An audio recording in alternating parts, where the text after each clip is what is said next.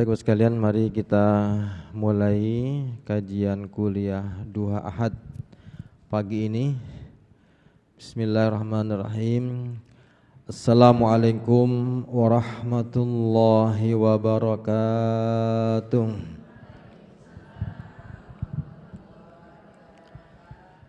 Alhamdulillah, wassalatu wassalamu ala rasulillah Sayyidina Muhammad ibn Abdillah wa ala alihi wa sahbihi wa man tabi'usya amma ba'd. Bapak-bapak, ibu-ibu, jamaah kuliah duha Masjid Atin yang semoga selalu diberkahi rahmati Allah Subhanahu wa taala. Puji syukur alhamdulillah di kesempatan pagi ini kita masih diberikan nikmat sehat, nikmat panjang umur, kesempatan iman Islam. Semoga segala niat baik kita, amal ibadah kita semuanya diterima oleh Allah Subhanahu wa taala. Salawat dan salam tak lupa kita sanjungkan kepada baginda Rasul Muhammad sallallahu alaihi wasallam, kepada keluarga, sahabat dan para pengikutnya. Jemaah sekalian, mari kita mulai kajian kuliah 2 Ahad pagi ini dengan baca umul kitab suratul Fatihah. Semoga apa yang kita laksanakan pada pagi ini, segala hajat yang kita harapkan, kita inginkan dikabul ijabah oleh Allah Subhanahu wa taala.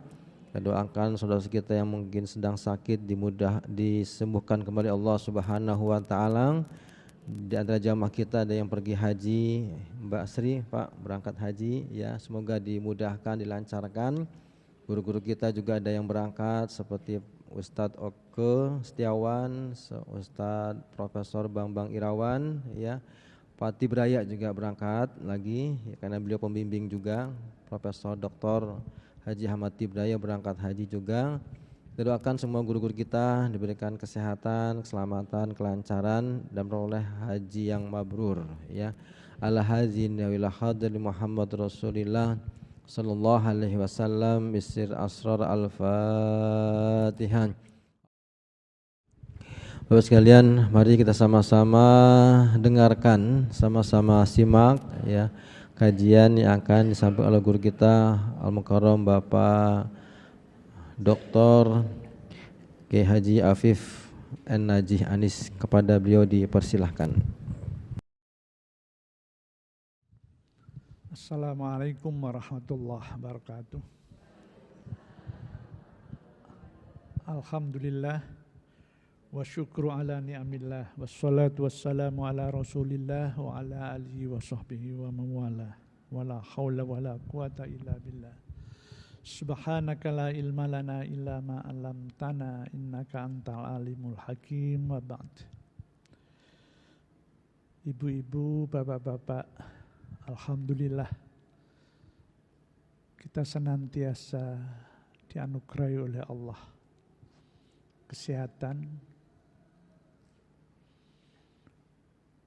kedamaian, dan mudah-mudahan keberkahan. Sekaligus kita berdoa mudah-mudahan bagi bapak dan ibu yang belum pernah haji atau umroh, dianugerahi oleh Allah kemampuan dan kesempatan untuk bersimpuh di depan Baitullah, insyaallah. Amin, amin ya mujibas sa'ilin. Hari ini di Madinah sudah banyak yang meninggal karena kepanasan 40 derajat. Padahal akhir Januari kemarin saya umroh itu di Madinah masih 5 derajat. Masih dingin sekali. Berlapis-lapis pakaian masih kedinginan. Tapi sekarang udah 40 dan banyak nenek-nenek gak kuat panasnya itu sehingga yang wafat sudah banyak. Baiklah Bapak Ibu yang saya hormati, mudah-mudahan kita senantiasa dimuliakan oleh Allah. Pagi ini saya ingin membahas masalah membangun kembali sifat terpuji yang terkoyak.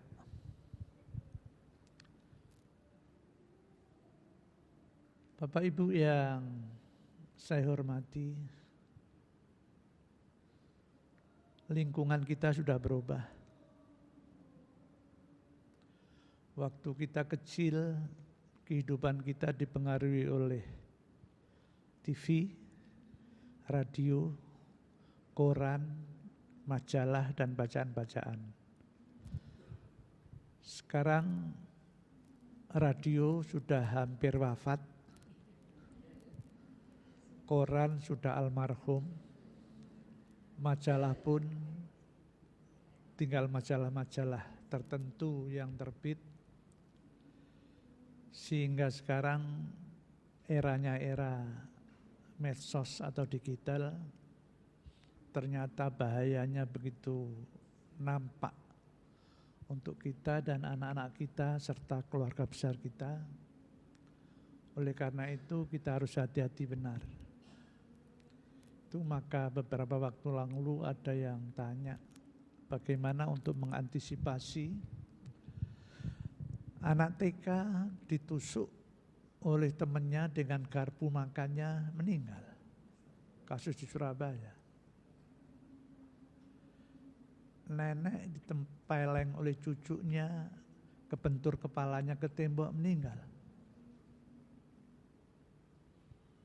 Sekarang lagi rame-ramenya yang sudah meninggal 80 tahun yang lalu cari siapa pembunuhnya, kesulitan.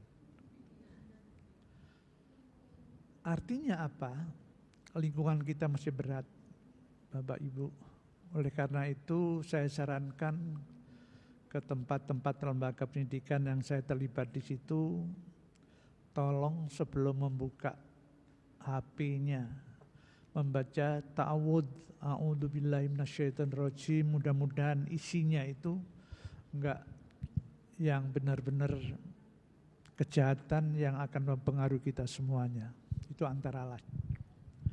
Di samping kejahatan-kejahatan yang masif, itu ternyata caci makian, hinaan, berbagai macam hal kepada orang yang baik-baik, yang dihina rajin sholat, yang menghina kadang-kadang nggak tahu bagaimana sholat, dan kita yang sholat pun terpengaruh karena kita satu kelompok dan lain sebagainya, atau satu RT atau satu RW dan lain sebagainya. Ini kalau kita orang tua mungkin bisa mengantisipasinya, kalau anak-anak kan sesuai yang dibaca. Inilah yang terjadi sehingga bully di mana-mana. Di SD, di SMP, di SMA, di perguruan tinggi, yang dulu nggak kita kenal bahwa temennya seangkatan membuli yang lain. Ibu barusan disuguhin fenomena anak sekolah tinggi pelayaran di Surabaya, anak Bali, dibully oleh kakaknya di toilet sampai meninggal kan, kemarin dulu, 2 bulan yang lalu. Ini artinya sekolah tinggi pelayaran itu kan sudah berarti sudah mahasiswa, dibully oleh temannya, kakak kelasnya, kakak tingkatnya. Inilah yang terjadi. Sifat ramah, sifat baik, saling menolong dan sebagainya, nampaknya tergerus oleh pengaruh-pengaruh media sosial. Itu maka saya tertarik untuk membicarakan masalah ini. Bagaimana sebenarnya orang membuli, bagaimana sebenarnya orang-orang yang terkait dengan menghina, mencaci maki orang-orang baik. Apakah di dalam Islam ada aturan? Ibu-ibu yang saya hormati, mari kita kaji bersama. Dalam menghadapi carut marutnya kehidupan ini, manusia sang berubah sifat-sifat baiknya. Bahkan sifat-sifat terpuji yang dimiliki pun terkoyak oleh keadaan lingkungannya. Oleh karenanya kita harus secepatnya membangun kembali yang terkoyak karena terpaan kehidupan. Banyak sekali pengaruhnya di lingkungan. Alhamdulillah Bapak Ibu rajin ngaji sehingga insya Allah banyak masukan-masukan sifat-sifat terpuji terus bertahan insya Allah. Menahan emosi pertama. Dalam Musannaf Abdul Razak, ini dalam satu buku ya, cukup tebal, Dikisahkan pada masa Rasulullah Sallallahu Alaihi Wasallam, seorang sahabat yang kecanduan khamar. Khamar itu adalah minuman-minuman yang memabukkan. Dibawa ke hadapan Rasulullah untuk dihukum. Berkali-kali ia minum khamar, namun mesti telah dihukum, kebiasaan buruknya tak bisa dihentikan. Ia kembali minum khamar sehingga kembali dihukum. Di sini Bapak Ibu dapat kesimpulan bahwa kejahatan itu sering kambuh. Itu sebabnya sering pembunuh-pembunuh adalah mantan narapidana. Beberapa waktu yang lalu saya ditanya, seorang ibu muda, cantik, cukup kehidupannya, nangis. Kenapa Bunda nangis di depan saya? Pak, KDRT, artinya suaminya itu sering nempeleng dia. Ibu dulu waktu sebelum akad nikah tahu nggak sifat-sifat itu? Nggak tahu Pak. Kapan itu terjadi? Setelah dia banyak nongkrong di luar dengan teman-temannya. Ada kemungkinan yang terjadi adalah lingkungan yang jahat akan mempengaruhinya. Kalau itu diketahui, Bapak Ibu harus senantiasa waspada. Anak kita di mana? Bapak Ibu peduli enggak dengan anak dan cucu? Kemana dia? Jam 9 malam belum pulang. Lepas daripada sudah sholat isya atau belum. Ini membutuhkan perhatian khusus. Di mana suami kita? Di mana istri kita? Macam-macam pertanyaan. Sekarang perlu diteliti dan dicermati. Akhirnya ibu itu yang nangis di depan. Gimana Pak sebaiknya? Ibu masih kuat enggak? Saya ingin mempertahankan, tapi saya enggak kuat kalau tiap hari terjadi kekerasan seperti ini Pak. Mungkin enggak saya bisa dengan dia? Akhirnya terpaksa saya tunjukin bisa mengajukan gugatan untuk perceraian. Ikuti Bu prasyarat yang sudah ditentukan oleh hukum. Kalau memang ibu sudah enggak kuat, gimana mau membangun keluarga bahagia, damai dan berkah? Tiap hari telat memberikan kopi saja dibentak.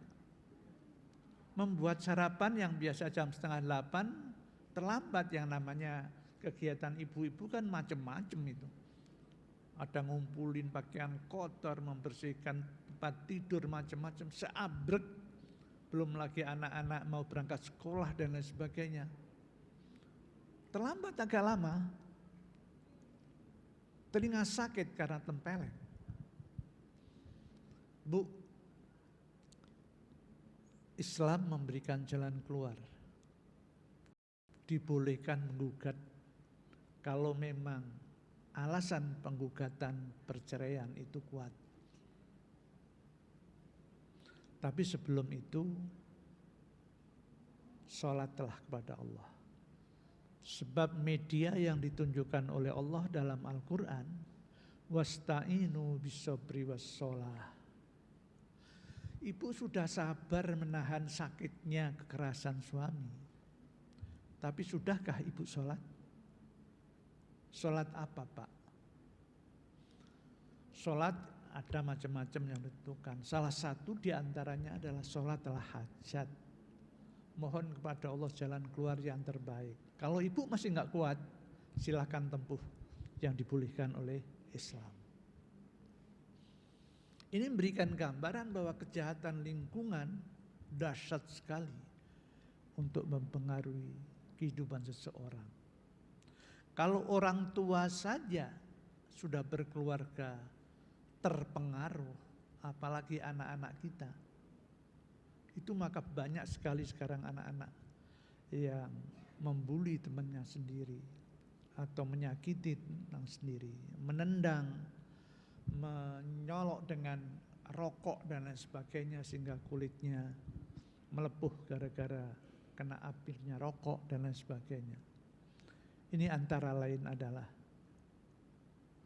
yang harus kita perhatikan bersama. Bagaimana kejahatan lingkungan dan di mana kita berada. Oleh karena itu suatu saat ada sahabat Rasul, saya sudah berkeluarga, saya ingin membangun rumah Rasul. Bagaimana supaya saya damai untuk menempati itu rumah? Apa jawab Rasul? Khudil jar qoblat dar. Kalau kamu mau membangun rumah, lihat dulu tetanggamu siapa. Kalau kira-kira kondisi tetangga itu akan merisaukan, apakah suara atau perilaku dan lain sebagainya, mendingan cari tempat rumah atau tempat tanah yang lain yang akan membuat tenang. Coba. Jawaban Rasulullah adalah sangat singkat. Khudil jar.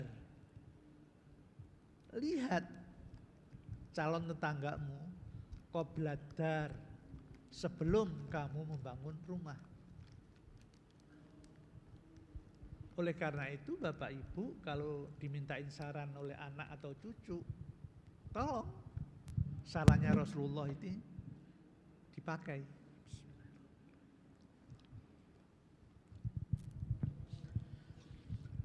Baiklah, kita teruskan ibu-ibu. Orang dihukum karena mabuk, ternyata nggak kapok. Minum lagi. Sehingga sahabat ini membawa orang yang suka mabuk kepada Rasulullah. Rasul, ini sudah dihukum beberapa kali. Minum dihukum. Masih juga nggak sadar Rasul. Karena sahabat ini kemarahannya memuncak, dia berkata,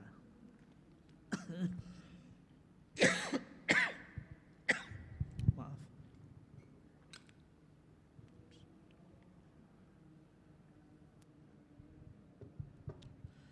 ya Allah, laknatlah ia. Sahabat ini melihat perilaku gak kapok-kapok dihukum karena mabuk. Dia mengucapkan di depan Rasul, ya Allah, laknatlah dia Rasul.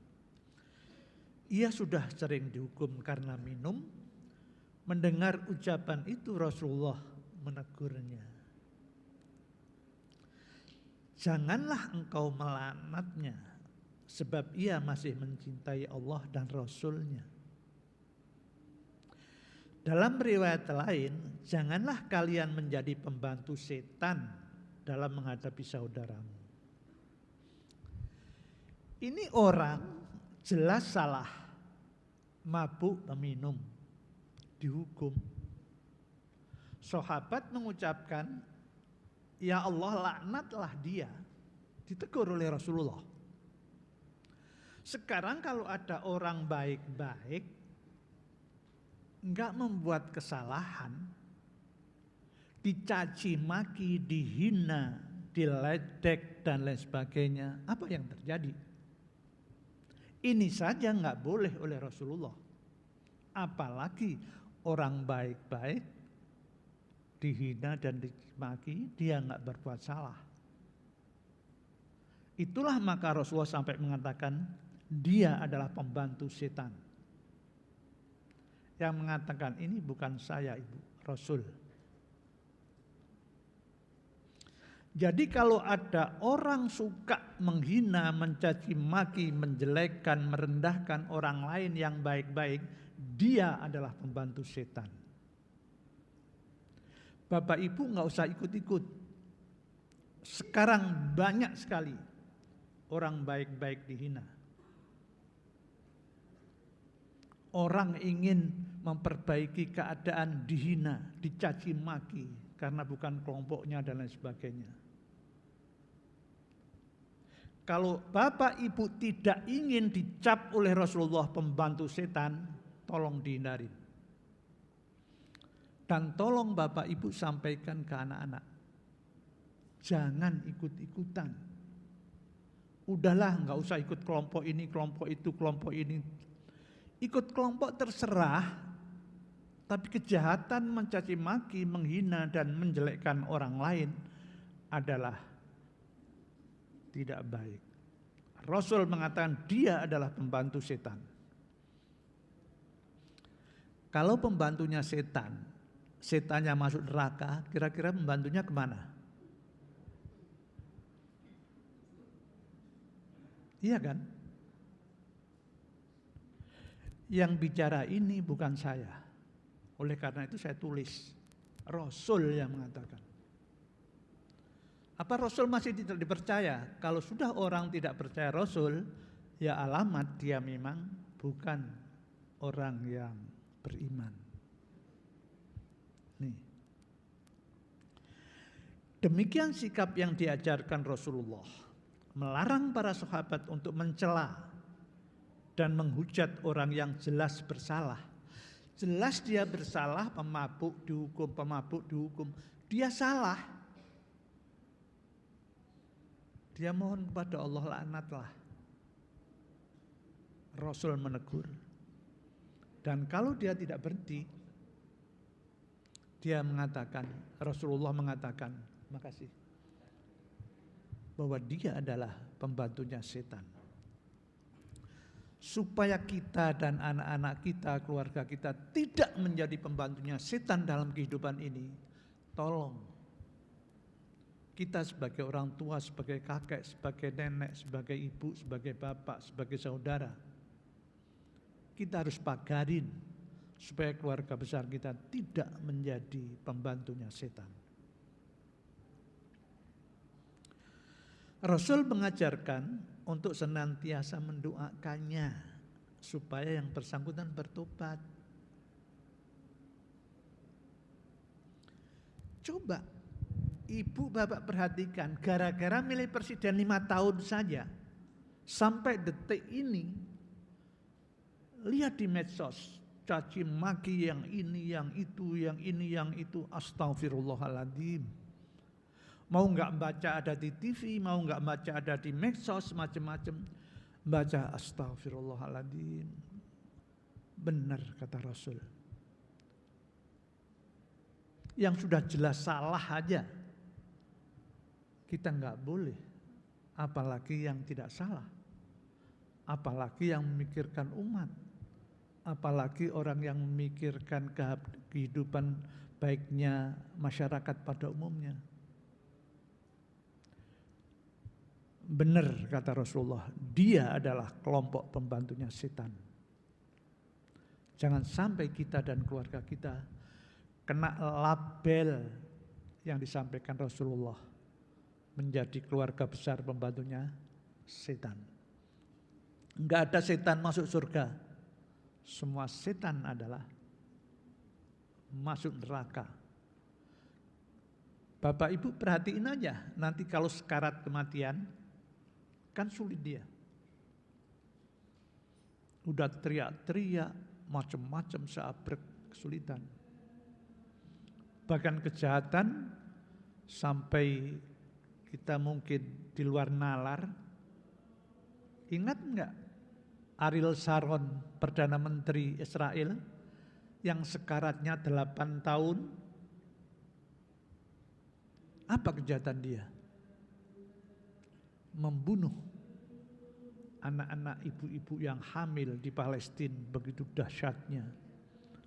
Dia menginjak-injak Masjidil Aqsa dengan sepatu yang kotor. Dan dia mengatakan, saya akan bunuhin itu orang-orang Palestina dan lain sebagainya. Sekarang lagi seperti ini. ternyata sudah menular sampai ke Indonesia. Orang baik-baik banyak dicaci maki dan lain sebagainya. Itulah yang terjadi. Kalau itu terjadi, ada di antara keluarga kita yang terpapar dengan kejahatan, kita semua nggak boleh untuk menjelek-jelekan dia. Doakanlah, mudah-mudahan dia sadar dan bertobat. Itu yang diberikan jalan oleh Rasulullah. Menghujat orang lain merupakan tindakan destruktif, merusak, menghancurkan. Sebab di samping hal itu bisa membuat putus asa si pelaku untuk kembali ke jalan yang benar, juga akan membuat setan tertawa karena berhasil mengoyak persaudaraan. Coba lihat, sebelum pemilu persaudaraan begitu baik. Setelah pemilu, dulu saya banyak kagum tokoh-tokoh yang bisa dijadikan panutan. Ternyata sekarang mulutnya adalah mulut pembantu setan. Apa yang terjadi? Ya Allah, berikan kesadaran, mudah-mudahan tobat di akhir hayatnya. Dia sudah bau tanah ya Allah. Apa yang terjadi? Dia malah ngajak orang sekian banyak untuk menghujat. Fenomena apa ini? Kalau orang dewasa aja diajak untuk menghujat, mencaci maki, apa yang terjadi pada anak-anak kita? Apa enggak ikut orang tuanya? Inilah yang terjadi. Ibnu Athaillah As-Sakandari itu adalah orang alim ahli tasawuf yang lahir di Iskandaria. Iskandaria itu di Mesir, Bu. Di Iskandaria itu indah pantainya, pasirnya putih. Itu pantai yang kemudian direnovasi oleh Napoleon Bonaparte dari mana? Prancis ya. Itu lahir di situ. Ibnu Athaillah As-Sakandari. Dia lahir pada tahun 1260 Masehi dan wafat pada tahun 1309 Masehi. Di Iskandaria itu, di situ ada kuburannya Yohanes. Jadi kalau Bapak Ibu pernah dengar orang Kristiani itu salah satu di antara penulis Injilnya itu adalah Yohanes. Itu ada kuburannya di situ.